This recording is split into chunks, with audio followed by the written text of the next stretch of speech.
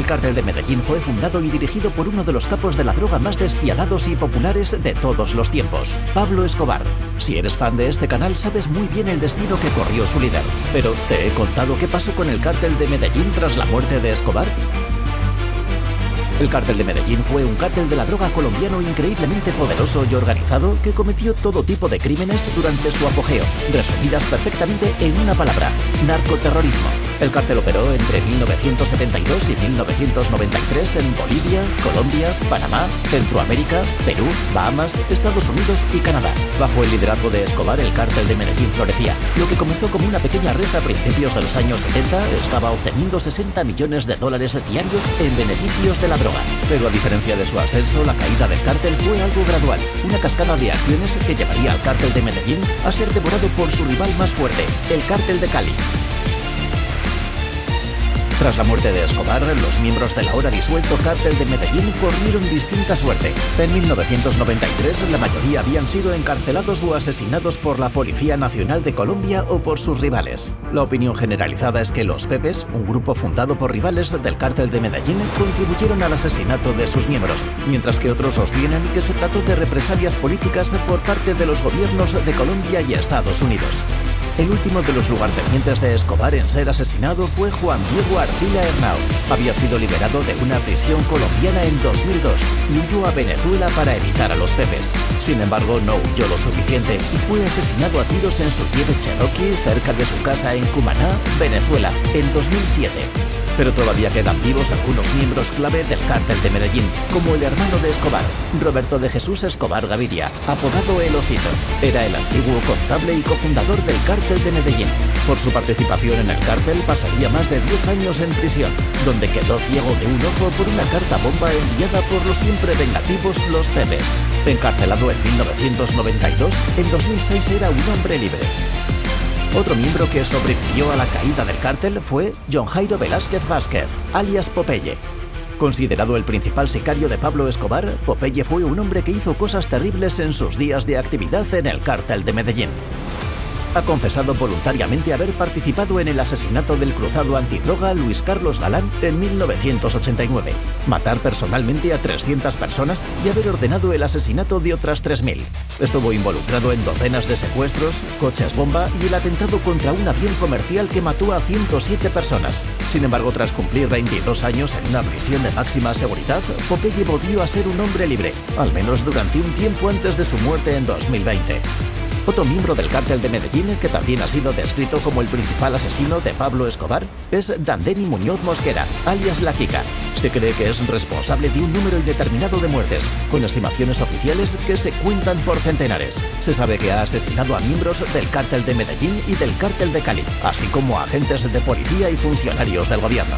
La Quica fue detenido en 1991 y entre sus delitos confirmados se encuentran el atentado contra el vuelo 203 de Avianca, en el que murieron 110 civiles, la conspiración para importar y distribuir cocaína, la participación y conspiración en una trama delictiva y la participación en una organización criminal de forma continuada.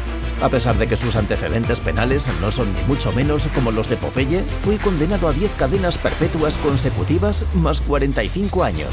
Y por último, parte de los últimos supervivientes del cártel de Medellín, los hermanos Ochoa. Jorge Luis Ochoa Vázquez, uno de los fundadores del cártel, estuvo entre los 20 hombres más ricos del mundo, con un patrimonio estimado de casi $3.000 millones. Se entregó a las autoridades colombianas en 1991 a cambio de una condena de 5 años y medio. Su hermano Fabio Ochoa Vázquez no tuvo tanta suerte, ya que su papel en el tráfico de drogas también le hizo multimillonario, y se entregaron juntos en 1991. Sin embargo, tras su liberación fue detenido de nuevo en 1999 y acusado de aportar información y recibir pagos por cargamentos de cocaína. Fue extraditado a Estados Unidos, donde fue condenado a 30 años en una prisión federal estadounidense.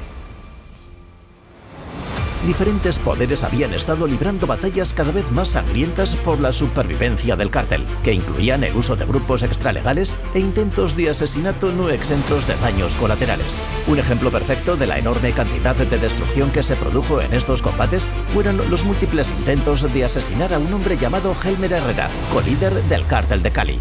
Uno de los intentos se produjo en un campo de fútbol el 25 de septiembre de 1990, cuando 20 hombres uniformados abrieron fuego contra la multitud Cruz, matando a 18 personas, pero sin alcanzar a Herrera. El 27 de julio de 1991 se produjo otro intento en un centro de veraneo, en el que unos pistoleros encapuchados, siguiendo el mismo método, dispararon contra los civiles que rodeaban a Herrera, matando a 17 e hiriendo a otros 13, sin conseguir abatir su objetivo. Este intento de asesinato se atribuyó a Pablo Escobar, quien aparentemente culpó a Herrera de un atentado con coche bomba en el apreciado edificio Mónaco de Escobar en 1988. El cártel de Cali llevaría a cabo complots cada vez más elaborados para matar a Escobar y acabar con el cártel de Medellín. Con la ayuda de mercenarios iban a atacar a Escobar en su finca, la Hacienda Nápoles. Pretendían utilizar helicópteros fuertemente armados y pintados como los helicópteros de la policía, pero después de que un helicóptero se estrellara en la ladera, el plan se arruinó. Otro de los planes del cártel de Cali era bombardear la prisión en la que se encontraba Escobar utilizando un avión A-37 y bombas obtenidas ilegalmente de un general en El Salvador. Pero cuando el avión que planeaban utilizar aterrizó en el aeródromo, descubrieron que era un pequeño avión ejecutivo y que ni siquiera podía albergar las 4 bombas que habían conseguido, por lo que una tuvo que ser abandonada. Finalmente el plan se vino abajo cuando las fuerzas del orden descubrieron la bomba abandonada y algunos de los implicados fueron detenidos. Al final, el plan que acabaría con Pablo Escobar fue el más sencillo de todos: la unión de fuerzas entre los gobiernos de Colombia y Estados Unidos. A Escobar se le había concedido el privilegio de construir su propia prisión de lujo, donde podría evitar la extradición a Estados Unidos, protegerse de sus rivales y seguir dirigiendo el cártel de Medellín. Llamó al lugar La Catedral. Escobar podía seguir jugando a la cárcel y el gobierno colombiano hacía la vista gorda, hasta que se informó de que Escobar había hecho torturar y asesinar a 4 de sus lugartenientes en La Catedral, y todo el acuerdo se vino abajo poco después. El gobierno colombiano decidió que era el momento de trasladar a Escobar a una prisión estándar, y él se negó, y una vez más se dio a la fuga. Mientras todo esto ocurría, el cártel de Cali se hizo más fuerte y acabó fundando los Pepes, un grupo formado específicamente para atacar al cártel de Medellín. Se cree que los Pepes proporcionaron información al bloque de búsqueda, una unidad conjunta de la policía y el ejército, creada específicamente para localizar a los líderes de Medellín. A cambio de información, recibieron ayuda de Estados Unidos, y para cuando Escobar fue asesinado, los Pepes ya eran responsables de la muerte de más de 60 socios y miembros del cártel de Medellín. Así se desmanteló el cártel de Medellín y se produjo el surgimiento del cártel de Cali.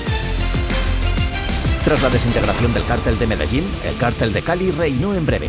Tenían su origen en el sur de Colombia, alrededor de la ciudad de Cali, de ahí su nombre.